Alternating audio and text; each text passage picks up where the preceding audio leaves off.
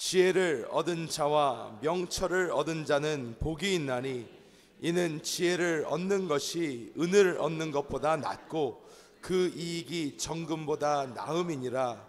지혜는 진주보다 귀하니 내가 사모하는 모든 것으로도 이에 비교할 수 없도다. 그의 오른손에는 장수가 있고 그의 왼손에는 부귀가 있나니 그 길은 즐거운 길이요 그의 지름길은 다 평강이니라. 지혜는 그 얻은 자에게 생명나무라. 지혜를 가진 자는 복되도다. 아멘. 저는 오늘 잠언서 3장 13절에서 18절 말씀을 가지고 참된 지혜를 가진 자가 되라,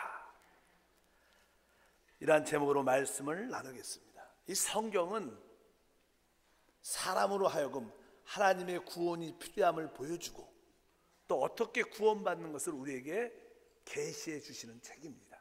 또 그뿐만 아니라 이 성경은 우리가 이 땅에서 합당한 인간 생활을 어떻게 해야 될 것인가, 그러한 원칙도 우리에게 보여주고 있습니다. 이제 구원받은 우리 모두는 하나님 안에서 합당한 생활을 해야 되는데 그 합당한 생활이 어떻게 이루어질 수 있는가? 사실 그 합당한 생활은 하나님의 지혜를 얻을 때 이루어질 수 있습니다. 성경에서 하나님의 지혜에 대한 그런 말씀이 많이 기록되어 있습니다. 여러분들이 올바른 가정생활, 또 올바른 사회생활, 올바른 믿음 생활이 어디에서 오는가? 그것은 바로 참된 지혜에서 오는 줄 믿습니다. 그래서 오늘은 어떻게 우리가 참된 지혜를 가질 것인가? 성경에서 지혜하면 솔로몬이라는 왕이 생각이 납니다. 그런 왕이 되었을 때 하나님께 기도합니다. 하나님, 나는 어린 자인데 어떻게 이 어린 자가 하나님 백성을 치료할 수 있겠습니까? 제가 한 가지 바라는 것은 오직 다른 것이 아니라 하나님 백성을 잘 치료할 수 있도록 나에게 지혜가 필요할 뿐입니다. 그리고 하나님께 1000번제를 드리면서 하나님께 지혜를 구했습니다. 그러자 하나님께서 그에게 지혜를 주셔서 우리가 솔로몬 지혜하면 세상 믿는 사람, 믿지 않은 사람들이 다 알고 있습니다.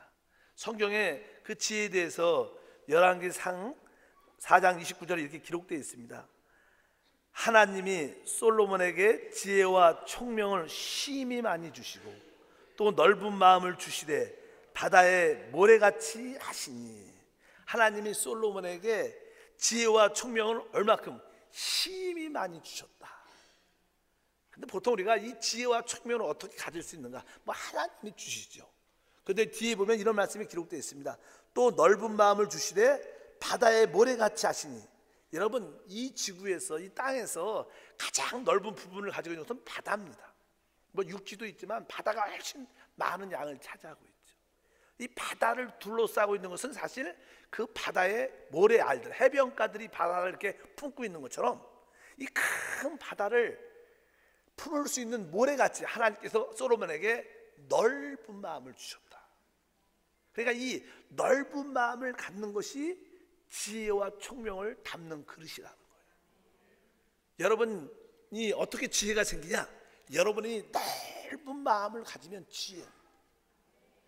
어리석은 사람은 좁은 마음을 가지고 있고 또 교만한 사람도 속이 좁다, 이런 뜻을 가지고 있어요.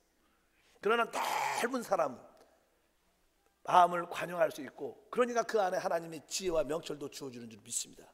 그래서 우리는 기도할 때마다 우리 자신뿐만 아니라 특별히 우리 자녀를 키울 때 하나님, 우리 자녀들에게 넓은 마음을 주시옵소서.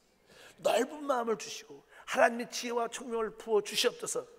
어떤 기도보다 이 기도가 가장 중요한 기도고, 바로 이 기도가 우리 자녀들로 하여금, 우리로 하여금 성공적인 인생을 살게 하는 길인 줄 믿습니다. 그래서 지혜가 얼마나 중요한지를 알아야 된다. 그래서 우리는 성공적인 합당한 인생을 살기 위해서는 나에게 지혜가 필요하구나, 이것을 분명히 알아야 됩니다. 오늘 잠언서 3장에도요 지혜에 대한 그런 표현이 많죠. 13절에 보니까 지혜를 얻는 자와 명철을 얻는 자는 복이 있다, 그러면서 지혜를 얻는 것이 은을 얻는 것보다 낫고 그 이익이 정금보다 낫다, 이런 표현이 기록되어 있어요. 뒤에 보니까 15절에 지혜는 진주보다 귀하다, 이렇게 표현하고요. 또 16절에 보니까 그의 오른손에는 장수가 있고 그의 왼손에는 부귀가 있다. 바로 지혜 안에 모든 것이 들어있다는 거예요. 그리고 나서 18절에 보니까 지혜는 그 얻는 자에게 생명나무라. 지혜를 가진 자는 복이 있다. 이것은 행복한 삶을 산다는 겁니다. 그러니까 이 지혜가 얼마나 우리에게 필요한지, 이렇게 지혜가 귀하기 때문에 우리는 하나님께 첫 번째로 나에게 지혜가 필요하구나. 그래서 하나님께 지혜를 구하는 생활이 지혜로운 것이라는 거예요. 다른 것보다 하나님 나에게 물질 주시고 건강 주시고 이것도 중요하겠지만, 여러분들이 첫 번째 구해야 할 것은 하나님 지혜를 주시옵소서. 이 기도를 필히 해야 될 줄 믿습니다. 왜냐하면 지혜는 하나님이 주신 것이고, 그 하나님이 주실 때 우리는 기도를 통해서 받기 때문에 기도가 필요한 줄 믿습니다. 야고보서 1장 15절에 말씀하죠. 너희 중 누구든지 지혜가 부족하거든 모든 사람에게 후히 주시고 꾸짖지 아니하는 하나님께 구하라. 그리하면 주시리라. 원래 사람들은요, 타락했기 때문에 태어날 때부터 속이 다 좁게 태어납니다. 뭐 그 강약의 크기 차이는 있겠지만 그 차이가 그렇게 크지 않습니다. 다 속이 좁게 태어나요. 그러나 우리가 하나님께 구하고 기도하고 또 구하면 하나님이 우리 마음을 넓혀 주셔요. 그럴 때 지혜가 담아지는 역사가 함께 할 줄 믿습니다. 하나님 지혜를 주시옵소서. 나에게 지혜가 부족합니다. 꾸짖지 않은 아버지께서 이 시간에 부어 주시옵소서. 저뿐만 아니라 우리 교회에 또 우리 모든 자녀들에게 지혜를 부어 주시옵소서. 끊임없이 기도를 해야 될 줄 믿습니다. 또 하나님이 우리에게 그런 지혜를 주시면 우리는 그 지혜를 결코 버려서는 안 될 것이다.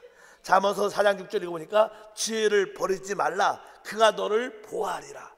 그를 사랑하라. 그가 너를 지키시리라. 우리가 기도하죠. 종종 하나님 나를 보호해 주시고 나를 지켜 주시옵소서. 근데 무엇으로? 하나님 우리에게 지혜를 통하여 우리를 보호해 주시고 우리를 지켜 주신 줄 믿습니다. 어찌하든 여러분들이 지혜를 붙잡아야 되고 지혜를 버려서는 안 되고 지혜를 추구하는 마음이 항상 있어야 된다. 그럴 때 하나님의 역사는 우리 가운데 나타날 줄 믿습니다. 지혜를 갖게 되면요, 분별력을 갖게 되고 내가 해야 될 것과 하지 말아야 할 것은 압니다. 우리 뭐 자녀들이 철이 들었다 그래. 철이 들었다는 것은 지혜가 왔다는 거예요. 사실 학생들이 공부할 때 공부해야 돼요. 또 놀 때 놀아야겠지만 공부할 때는 공부해야 돼요. 애들이 지혜가 없고 분별력이 없고 철이 없으니까 공부할 때 놀고 이제 놀 때 공부하니까 안 되는 거예요. 그러니까 이게 모든 것이 무엇의 문제냐? 지혜의 문제라. 여러분 자녀에게 지혜가 있도록 기도하시기를 바랍니다. 성경에서 신약에서 그 지혜가 무엇이나 해답을 주십니다. 지금 지혜가 무엇인가? 지혜는 고린도전서 1장 24절에 말씀합니다. 오직 부르심을 받은 자들에게 유대인이나 헬라인에게 그리스도는 하나님의 능력이요 하나님의 지혜니라. 그러니까 우리 믿는 자에게 지혜가 무엇이냐? 바로 예수 그리스도가 우리의 지혜라는 거예요. 여러분들이 주 예수를 믿을 때 그분 그리스도를 영접하게 됐습니다. 이제 여러분 안에 계신 그리스도가 여러분의 지혜인데 그분이 여러분 안에서 이렇게 어떻게 역사를 해야 돼요. 우리 안에 계신 그 그리스도는 성령으로 오신 분입니다. 그래서 여러분들이 우리 안에 성령의 기름 부음이 있다는 것은 여러분에게 지혜가 흘러나온다는 거예요. 그래서 여러분들이 기도해야 된다는 거예요. 맞다, 하나님의 지혜는 예수 그리스도시다. 그분이 내 안에 계시지. 지혜가 있는 사람은 당연하게 우리 안에 계신 그리스도를 느낍니다. 그것을 인식합니다. 그것을 체험합니다. 여러분들이 어떤 상황 가운데 모든 일을 행할 때 대부분 사람들은 자기의 지혜로 그 문제를 해결하려고 그래요. 그러나 믿음이 있는 사람들은 맞아, 이 문제는 내가 해결하는 것이 아니라 내 안에 그리스도가 계시지. 이분이 내 지혜지. 그리고 우리 안에 있는 영혼으로 돌이켜서 주님 도와주십시오. 당신이 나의 지혜입니다. 분별력을 주시옵소서. 주님이 이끌어 주시옵소서. 그럴 때 그분이 감동을 주시고 은혜를 주시고 모든 문제를 풀게 하는 역사가 함께 할 줄 믿습니다. 제가 처음으로 그냥 신학원을 졸업하고 그냥 여의도에서 저는 전도사로 사역을 할 때 이 교구에서 처음에 전도사가 사역을 할 때는요, 거기 교구에는 이미 장로님도 계시고 권사님도 계시고 또 여러 가지 우리 또 교구에는 또 교구장님도 대교장도 있고 교구장님도 있고 선배님도 있고 그렇게 하는 교회 일을 막 치러야 되면 지역장들과 여러 가지 관계로 꼬이고 어려울 때가 있어요. 그럴 때 처음 전도사가 되면 어떤 문제에 대해서 이 문제 어떻게 해결하지 어려울 때가 참 많습니다. 제가 참 어려웠을 때 저를 도와준 권사님이 지금도 기억이 나요. 그 권사님은 제가 종종 전사 입장에서 권사님 이럴 때 이 문제 어떻게 해결하면 좋겠어요? 그러면 전사님 이럴 때는요 이렇게 하면 참 좋아요. 아주 지혜롭게 대답을 하죠. 나중에 보니까 우리 권사님은 뭐 초등학교밖에 나오지 않으셨어. 뭐 옛날 다 어르신들은 다 그러셨죠. 초등학교밖에 안 나오는데 항상 그 성전에 나와서 기도를 많이, 사랑도 많고 아주 마음도 넓으셔. 웬만하면 다 이렇게 풀어서, 참 진짜 초등학교를 나오신 분인가? 지금으로 보면 대학을 나오신 분보다 더 똑똑하셨어요, 제가 볼 때. 왜? 그분은 기도하시는 분이었어요. 늘 기도로 충만해, 성령으로 충만해. 그러니까 늘 그 안에 계신 성령이 충만하고 안에 계신 주님을 늘 인식하니까 다양하게 그분에게는 뭐가 있어요? 지혜가 있는 거예요. 그래서 그분에게 어떤 질문과 어려움을 이렇게 말씀하면 아주 지혜롭게 대답을 주셔서 제가 교구를 이끌어갈 때 어려울 때 그 권사님을 통해서 많은 문제가 해결됐고 아주 쉽게 사역을 했던 기억이 많습니다. 처음 가셨지만 늘 그분께 감사하는 마음이 있어요. 여러분, 지혜는 우리 안에 계신 그리스도시고, 여러분들 기도를 많이 할 때, 말씀으로 충만할 때 그 지혜를 체험하고 누리게 될 줄 믿습니다. 그러면 이제 두 번째로, 여러분들은 이제 다 구원을 받았기 때문에 여러분들은 지혜가 사실 있습니다. 지혜가 시작됐어요. 충만하진 않지만 지혜가 여러분 안에 있다는 사실을 믿어야 돼요. 근데 보통 그냥 내가 지혜가 있는가 없는가 어떻게 알 수 있느냐? 여러분 지혜가 있으신 것 같아요, 없어요? 여러분 자녀들은 지혜가 있습니까, 없습니까? 뭐 지혜가 있다 없다 이걸 말로 표현하기 어렵지만요, 지혜가 있는 사람들의 특징이 있습니다. 지혜가 있는 사람들은 뭐 다양한 여러 가지 특징이 있지만 딱 세 가지만 딱 파악하면 이 사람이 지혜가 진짜 있는 사람이다. 인생을 성공할 사람이다. 합당한 인생, 성공적인 삶을 살 수 있는 분명히 알 수 있는 줄 믿습니다. 그래서 보통 지혜는요, 예수를 믿지 않아도 일반적인 지혜를 갖고 사는 사람들이 많습니다. 그러나 또 예수를 믿고 나서 우리는 더 참된 지혜를 가져야 돼요. 우리에게는 일반적인 지혜도 필요하고 참된 지혜도 필요한데, 보통 예수를 믿지 않아도 일반적인 지혜, 또 예수를 믿어도 일반적인 지혜의 특징이 무엇이냐? 첫 번째, 여러분들의 지혜가 있다면 여러분들은 당연하게 여러분의 부모님을 공경하는 생활을 하게 됩니다. 지혜가 있는 사람의 특징이 첫 번째는 뭐냐? 부모님을 공경한다는 거예요. 부모님을 공경하지 않는 사람들은 사실 지혜가 없습니다. 대답을 별로 안 하시는 것 같아요. 찔리는 분들이 많으셔서 그런지. 에베소서 6장 1절과 3절을 다 같이 읽어보면, 자녀들아 주 안에서 너희 부모에게 순종하라. 이것이 옳으니라. 내 아버지와 어머니를 공경하라. 이것이 약속 있는 첫 계명이니 이로써 내가 잘되고 땅에서 장수하리라. 오늘 보면 내 아버지와 어머님을 공경하라. 부모님을 공경하라. 우리 부모님을 공경한다는 것은요, 나의 근원을 안다는 뜻이에요. 내가 어디서 왔는지를 아는 거예요. 사실 우리의 근원은 우리 부모님이지만 또 이렇게 조부 이렇게 올라가면 하나님인 것을 아는 거예요. 그러니까 내가 어디서 온 걸 안다는 뜻을 포함하고 있어요. 그러니까 자기의 신분과 자기 위치를 알기 때문에 당연하게 나는 내 스스로 온 게 아니라 우리 부모님을 통해서 왔기 때문에 부모님을 공경하는 그런 마음을 갖게 될 줄 믿습니다. 그래서 부모님을 공경하는 사람들은 당연하게 하나님도 경외하게 될 줄 믿습니다. 그러니까 그런 사람들은 당연하게 순종하는 삶을 살죠. 여러분들은 여러분의 부모님을 공경하십니까? 또 여러분의 자녀들은 여러분을 공경하십니까?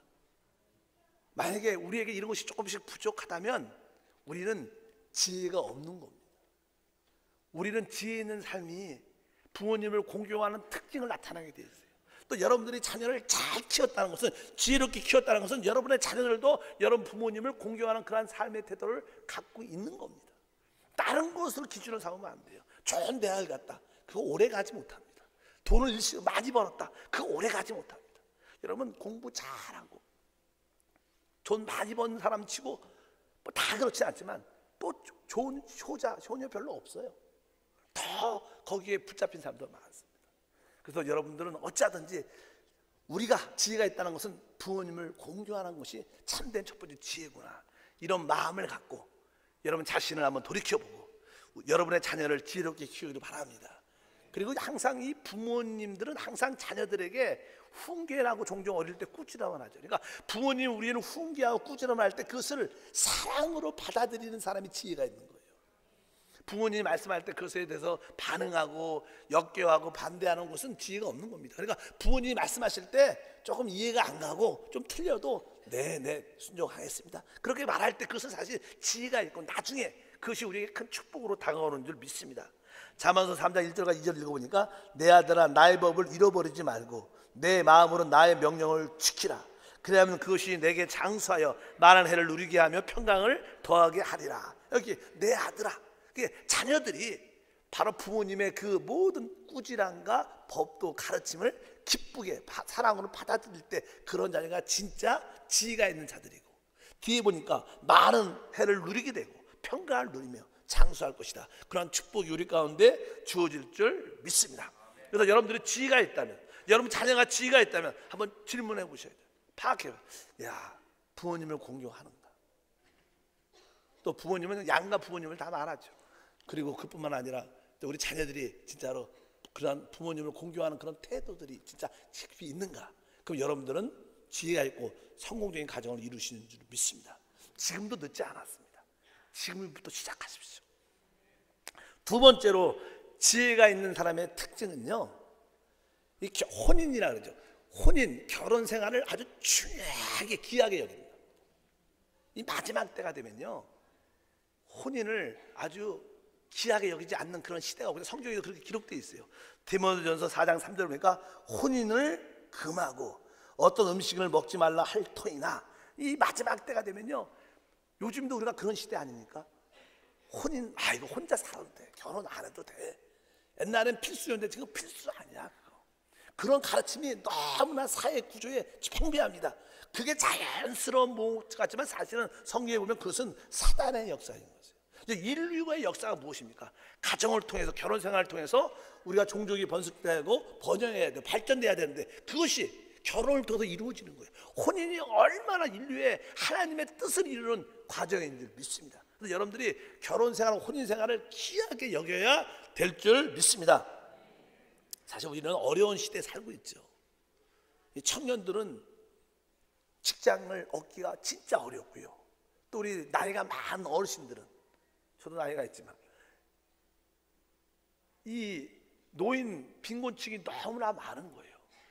옛날 시대는 한 70까지 많이 사셨는데 요즘에는 기본이 90이 100까지 가시니까 2년, 20년이나 30년을 더 살아야 되는 거예요. 근데 그 준비가 안 된 거예요. 노후 준비가 안 된 거예요. 본인 나이가 많으신 어르신도 준비가 안 됐고, 우리 정부에서도 준비를 잘 못 해줬어요. 또 너무나 직장이 어려우니까 청년도 준비가 안 되는 거예요. 지금 청년들하고 많은 노인들이 너무나 신겨워 살고 있다는 거예요. 그런 세대에 살고 있어요. 그러나 이 모든 것도 하나님의 은혜 가운데 해결될 겁니다. 우리라도 깨어서 기도해야 될 줄 믿습니다. 요즘에 청년들하고 이야기를 듣고 또 신문 같은 데 보면요, 청년들이 가장 심각하게 이야기하는 것들과 뭐 농담같이 비슷한 것 같지만 아주 제가 볼 때는 두려움을 느껴요. 뭐 3포 시대예요. 3포 시대, 5포 시대, 7포 시대. 우리가 저한테 들어봤어요. 3포 시대. 내가 이거 무엇인가 찾아봤어요. 3포라는 것은 세 가지를 포기한다는 거예요. 일단은 뭐 청년들이 직장이나 물질의 경제적인 생활이 자립이 안 되니까 일단은 연애를 포기하죠. 연애를. 사람이냐 인류가 이 번영하려면요, 데이트 좋아하는 마음, 연애를 해야지 뭐가 돼도 될 거 아닙니까? 그러니까 일단 청년들 요즘에는 연애를 포기하고, 왜? 돈도 없고 직장도 없어요. 두 번째는 결혼을 포기한다는 거예요. 설사 결혼을 해도 출산, 애를 안, 이걸 3포라 그래요. 연애 포기, 결혼 포기, 뭐요? 출산을 포기한다. 그럼 인류는 소망이 없는 거예요. 우리나라도 자녀를 낳지 않으면 우리 한국도 미래에 소망이 없습니다. 뭐 중국이 왜 잘 살아요? 인구가 많아서 잘 사는 거예요. 적어도 내수는 되니까. 어쩌든지 인구가 되게 중요한 역할을 갖고 있다는 거예요. 거기에다가 또 5%는 두 가지를 더 더해놨다는 거예요. 뭐냐니까 집을 사는 것을 포기하고, 워낙 집값이 비싸니까. 두 번째는 대인관계를 포기한다는 거예요. 그것이 바로 5%라고 그래요. 그러니까 이제 어떤 청년들은 7%까지 나왔어요. 꿈도 포기하고 희망도 포기. 그래서 나는 7% 가운데 산다, 이렇게 말합니다. 청년들이 그런 좌절 가운데 있다. 이런 모든 것은 사실 어떻게 보면 사단의 역사입니다. 우리는 어쩌든지 혼인을 귀하게 여겨요. 없어도 결혼하면 됩니다. 우리 옛날 시대는 다 그냥 살았어요. 그래도 잘 살고 있어요. 있는 거 갖고 결혼하는 게 아니라 부족해도 결혼할 수 있는 담대함을 갖기를 바랍니다. 그럼 하나님이 책임져 주고, 특별히 믿는 사람은 하나님이 책임져 주십니다. 그래서 여러분들이 혼인을 귀하게 결혼해야겠다 이런 마음을 가지셔야 되고, 두 번째는요, 너무나 사람들이 요즘 시대는 미국이나 일본 영향을 많이 받아갖고 결혼한 부인들이나 남편들이 너무 남녀의 접촉이 너무 쉬워졌어요. 그래서 쉽게 접촉을 하고 관계를 갖는 게 너무나 많아요. 심각할 정도로. 우리 믿는 사람은 잘 안 그러지만 세상 사람들은 그것이 일상화됐다는 그런 이야기를 종종 뉴스에서 많이 봅니다. 얼마나 무서운 시대인데, 주님이 보면 이 시대는 소돔과 똑같은 시대입니다. 그럴 때 끝이 왔어요. 우리 남편들은 남자의 그 정절을 지켜야 돼요. 결혼한다면 아멘을 하셔야 돼요. 여자들은 그 순결한, 거기에 어떤 고결한 수치심이 있어야 돼요. 내가 가정을 지킨다. 그건 거룩한 것입니다. 그런 마음들이 별로 없으니까 혼인이 귀하게 여기지 않아. 혼인을 폐하고 혼인을 금하고 그냥 결혼 안 하고 그냥 좋고 살면 돼. 이런 것이 얼마나 큰 죄가 됩니까? 그러나 진짜 지혜 있는 사람은 이 혼인을 귀하게 여기고 가정을 귀하게 여기는 줄 믿습니다. 성경의 잠언서 5장 18절과 19절에 특별히 우리 남성들에게 하시는 말씀이에요. 다시 읽어보니까, 내 샘으로 복되게 하라. 내가 젊어도 취한 아내를 즐거워하라. 그는 사랑스러운 암사슴 같고 아름다운 암노루 같으니 너는 그의 품을 항상 촉하게 여기며 그의 사랑을 항상 연무하라. 항상 자기 아내를 귀하게 여기고 그 안에서 사랑을 만족하고 이런 마음을 가져야 돼요. 그렇지 않으면 다 음행이고 음란이고, 그것은 하나님의 중대한 심판이 언젠간 이루어진 것을 믿고 두려워하시기를 바랍니다. 여자들은 아주 아까 말씀드린 것처럼 고결한 수치심을 갖고 있어야 돼요. 나는 내 몸을 지키겠다. 결혼한다면 여자는 또 가정도 지키고 가정을 지키다, 이런 사명을 가져야 하나님이 지혜가, 순간적인 뜨거움 때문에 열정 때문에 나중에 가정이 파괴되고 그런 가정이 얼마나 많은데 행복하지 않죠. 그건 지혜가 없는 겁니다. 지혜가 있는 사람은 부모님을 공경하죠. 지혜가 있는 사람은 혼인을, 가정을 귀하게 여기는 마음이 있어요. 여러분, 지나간 건 지나갔어요. 지금부터 잘하시면 돼. 믿으시면 아멘. 알게 모르게 다 털고 지금부터 새롭게 출발하고, 또 잘 지켜오신 분은 더 잘 지키시면 하나님의 축복과 지혜로 승리할 줄 믿습니다. 세 번째로, 내가 지혜가 있는 사람의 특징은 이 참된 지혜죠. 참된 지혜는요, 하나님을 경외하는 거예요. 믿지 않는 사람들도 부모님을 공경하고 가정을 지키는 사람도 있지만, 우리 예수를 믿는 사람들은 가정도 지키고 부모님도 공경해야 되지만 더 중요한 것은 하나님을 경외해야 된다.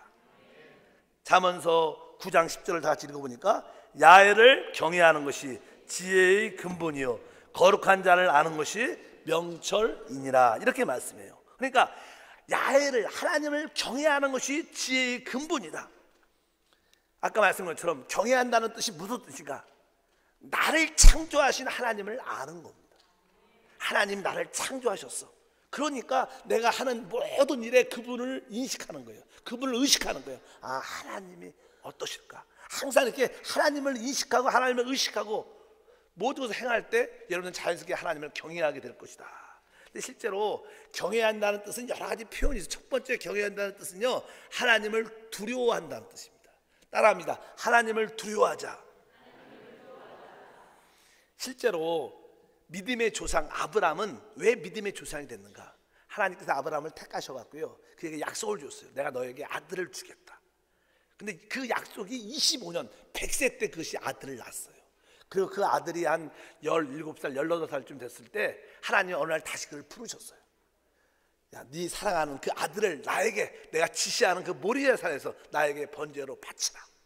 그러니까 아브라함이 그 하나님의 음성을 딱 듣고 그동안 하나님을 두려워함을 많이 배웠습니다. 훈련을 많이 받았어요. 그러니까 자기 부인한테도 말하지 않고 아들만 데리고 결국 그 산에 가서 아들을 결박해서 하나님께 번제를 드리려고 칼을 잡아 이렇게 빼는 순간에 하늘에서 음성이 들립니다. 아브라함아, 아브라함아, 그 아이에게 손을 대지 말라. 그러면 성경에 거기 이렇게 기록되어 있어요. 창세기 22장 12절 읽어보니까 사자가 이르시되 그 아이에게 내 손을 대지 말라. 그에게 아무 일도 하지 말라. 내가 내 아들 내 독자까지 내게 아끼지 아니하였으니 내가 이제야 내가 하나님을 경외한 줄 아노라. 하나님께서 아브라함이 하나님을 두려워하고 하나님께 복종할 때 하나님 말씀에서 네가 이제 나를 경외하는 줄 안다. 하나님을 네가 두려워할 줄 안다.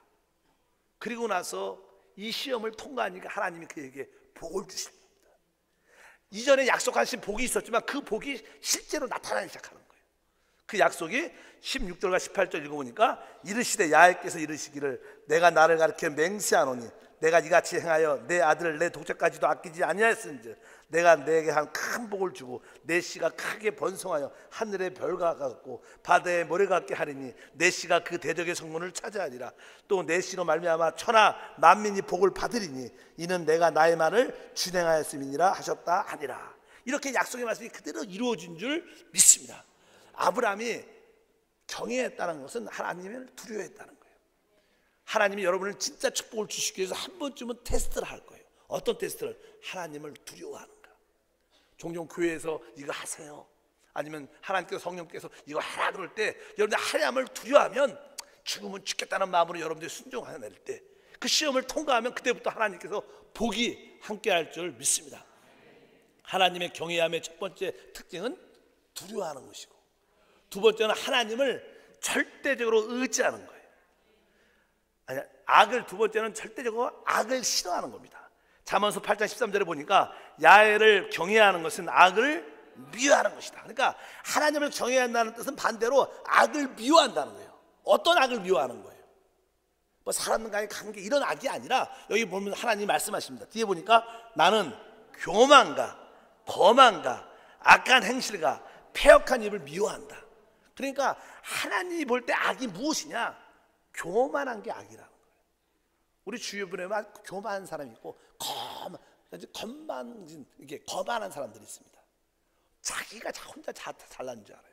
이런 것은 다 악입니다. 뒤에 보니까 패역한 입을 미워한다. 분명히 알아야 돼. 우리는 절대로 교만하면 안 돼. 또 우리의 교만한 사람이 있으면 당당하게 말을 해야 돼요. 당신은 교만한 거라고 말할 수 있어야 돼. 그냥 대충 넘어가고 그냥 묵인해주고 봐주고, 하나님이 그것은 기뻐하지 않는다는 거예요. 바로 하나님을 경외한다는 것은 악을 미워하는 것이다. 그래서 여러분 자녀들이 혹시 여러분 남편이나 누구가 교만하면 말을 해줘야 돼요. 그래야지, 고쳐야지 하나님께 복을 받습니다. 그렇지 않으면 절대로 하나님 기뻐하지 않을 것이다. 세 번째로 하나님을 경외한다는 것은 하나님을 의지하는 것이다. 잠언서 3장 5절과 6절 너는 마음을 다하고 야훼를 신뢰하고 내 명철을 의지하지 말라. 너는 범사의 그를 인정하라. 그리하면 내 길을 지도하시리라. 그러니까 항상 하나님을 경외한다는 것은 절대적으로 하나님만을 의지하는 거예요. 우리를 의지하는 게 아니라, 우리의 명철을 의지하는 게 아니라 하나님만을 모두 순간순간 받아들이는 거예요. 큰 일든 작은 일든 하나님을 붙잡기를 축복합니다. 실제로 이렇게 선교지에서 이렇게 먼 지역에 복음을 전하러, 또 하나님 말씀을 전하러, 전도하러 이렇게 비행기를 타고 가다 보면요, 나라가 크니까 종종은 이렇게 40명이 타는 그런 비행기를 타게 돼요. 그럼 그런 비행기가 프로펠러 비행기라 막 가다가도 이 기류 때문에 막 떨어지고 막 기동이 심해. 그러면 마음속에 야, 이 비행기 떨어지는 거 아니야? 그리고 또 보면요, 밑바닥도 다 보여요. 왜? 하도 낡은 구멍이 이렇게 오래된, 요즘에는 이렇게 가보니까 비행기가 좋아졌어. 근데 옛날에는 비행기가, 낡은 비행기가 쏟아질 때 많았습니다. 그런 비행기를 많이 탈 때마다 항상 그런 비행기를 타면 내 마음속에 사단이 내 생각 속에 말합니다. 너 이거 추락한다. 확실하게 추락한다. 너. 이렇게 겁을 딱 줘요. 그럴 때 우리는 어떻게 해야 돼? 하나님을 의지해야 되는 거예요. 그럴 때마다 나는 비행기를 탄 게 아니라 하나님을 타고 있다. 난 비행기 안에 있지 않고 하나님 안에 있다. 이렇게 자꾸만 기도, 모든 작은 일을 주님한테 어떻게 의지하는 것이 진짜 경외하는 거예요. 작은 일든 큰 일든 간에 여러분들은 하나님을 의지하셔야 돼요. 자동차를 운전하든 무엇을 하든 간에 여러분이 하나님 안에 있다는 것을 100% 믿으시길 바랍니다. 마지막으로 하나님을 경외한다는 뜻은요, 다른 뜻이 아니라 하나님을 공경한다는 뜻이 있어요. 공경한다. 이렇게 말합니다. 잠언서 3장 9절과 10절에 내 재물과 내 소산물의 처운 익음 열매로 야훼를 공경하라. 그래야면 내 창고가 가득히 차고 내 포도주들의 새 포도즙이 넘치리라. 그러니까 여기 처음 익은 열매로 야훼를 공경하라. 처음 익은 열매로 야훼를 공경하는 것이 야훼를 경외하는 것이라는 거예요. 여러분들이 직장에서 사업장에서 얻은 수고의 11조를 하나님께 드릴 때 그것은 진짜 하나님을 뭐 하는 거예요? 경외하는 것이고 경배하는 줄 믿습니다. 그것이 바로 하나님을 공경하는 거예요. 우리가 부모님에게도 이제 나이가 연로하셔서 우리가 매달 하나님 어느 정도 작으면 작은 대로, 여유가 있으면 여유가 있는 대로 용돈도 드리고 때가 되면 선물도 보내드리고 이렇게 생활할 수 있도록, 그것이 공경입니다. 말로만 그냥 알아서 하시겠지, 그게 아니라 우리가 물질로 그분을 섬기는 것이, 부모를 섬기는 또 공경인 것처럼 바로 하나님에서 처음 익은 소득을 하나님께 드리는 것이 하나님을 공경하는 것이고, 그것이 하나님을 경외하는 것이라고 말씀하는 줄 믿습니다. 우리가 보통 성경에서 여러분들이 드리는, 오늘 드리는 예물을 성물이라, 성스러운 예물. 성경은 그렇게 써 있어요. 출애굽기 28장 38절 읽어보니까 이스라엘 자손이 거룩하게 드리는 성물과 그 성물들을 야훼께서 받으시게 되리라. 그래서 성물이야, 성물. 하나님께 거룩하게 드리기 때문에.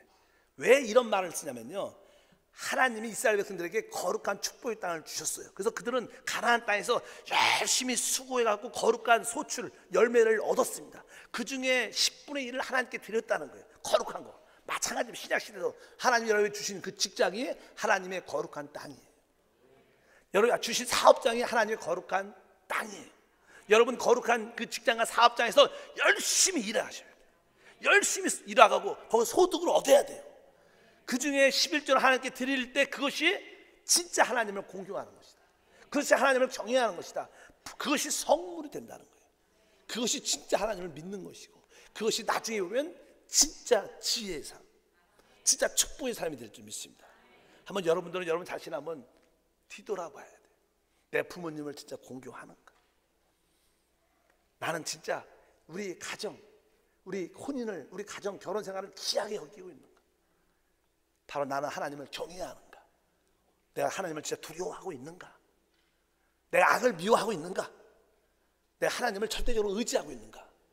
또 내가 하나님을 공경, 소산 익은 처음 열매로 공경하고 있는가? 이것이 되면 여러분들은 진짜 지혜가 있고, 오늘 말씀에 바로 그 지혜 안에 부귀도 있고 장수도 있고 모든 축복이 함께 할 줄 믿습니다.